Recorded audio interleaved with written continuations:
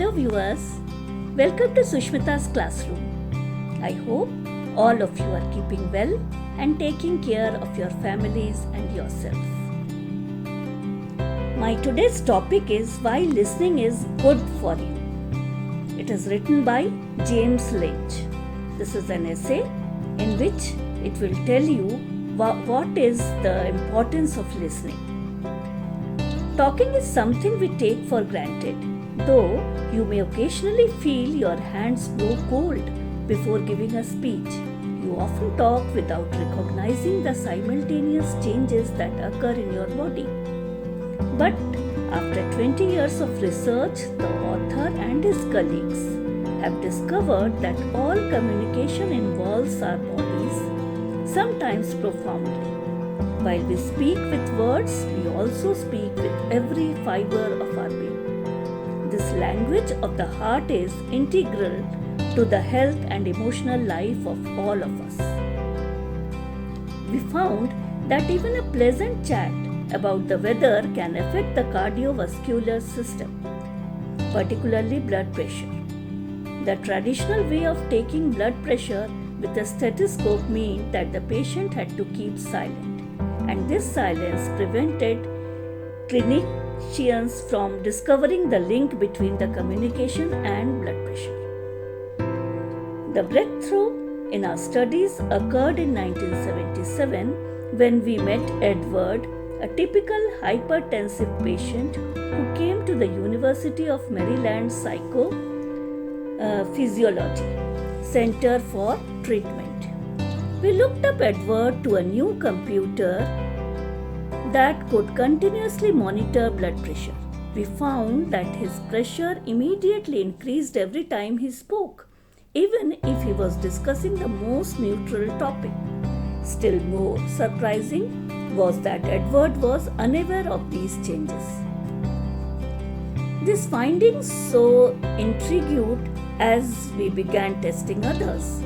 The results were the same. Blood pressure and heart rate rose rapidly whenever people talked. We asked students to read aloud from a blank text. Their blood pressure and heart rate rose rapidly every time. We tested 38 deaf-mute volunteers. When these people used sign language, their blood pressure also increased. This confirmed our suspicion that it was the act of communication, not just talking, that led to these changes. For hypertensives like Edward, the rise caused by talking was much greater than for healthy people, often well into the danger zone. How do hypertensive handle this? After all, most do not drop dead during social encounters. Other studies show that they subconsciously maintain distance in their relationships and minimize what can be for them lethal dialogues.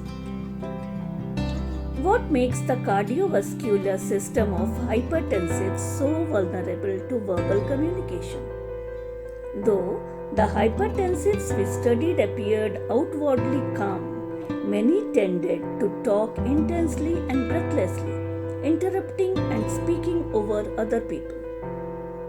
This kind of speech is typical of type A behavior, an impulsive, hard-driving lifestyle linked to increased risk of heart disease. Most normal talk is a seesaw.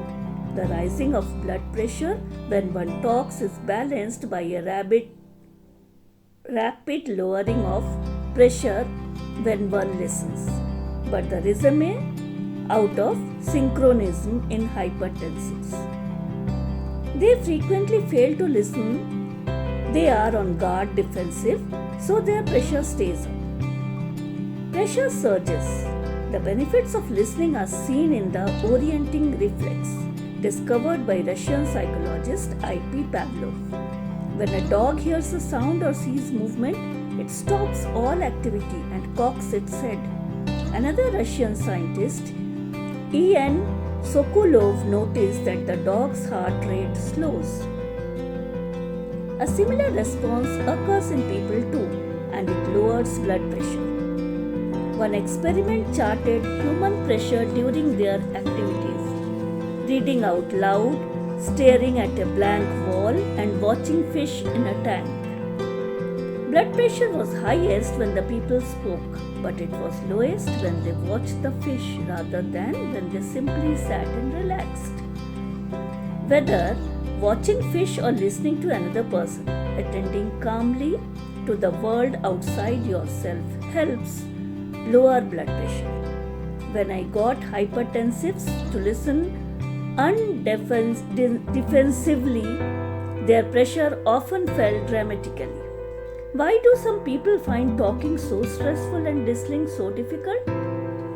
I tested some healthy newborns. When they cried, their blood pressure often doubled. We began thinking about pressure surges in hypertensives as similar to the changes when a baby cries.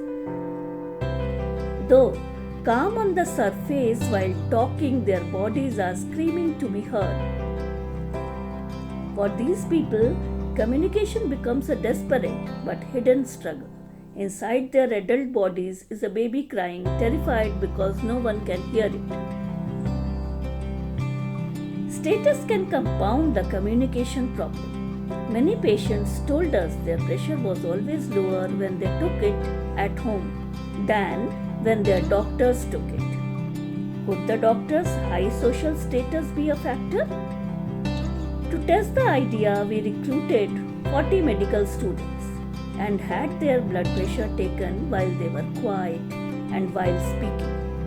For half the students, our researcher dressed in blue jeans and said he was a graduate student. With the other half, he wore a white lab coat and said he was an intern. Those who spoke to the doctor registered higher blood pressure readings.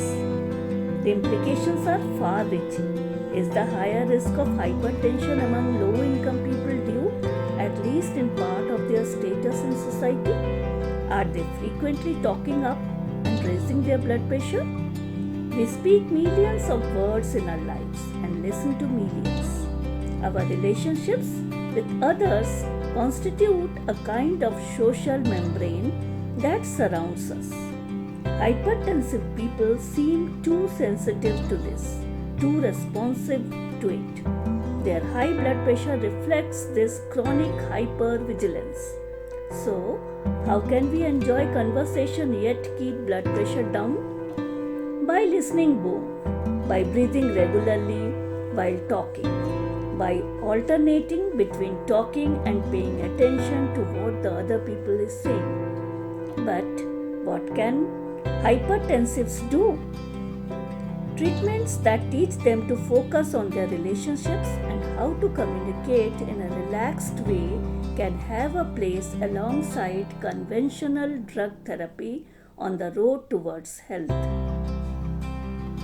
We can understand and cope with illness only when we view ourselves as part of a complex world beyond the confines of our own individual skin.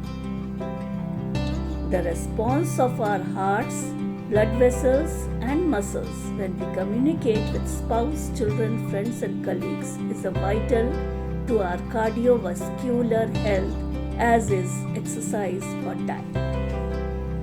Thank you. I hope you liked this essay.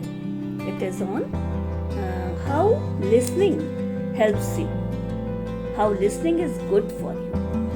Thank you. Take care.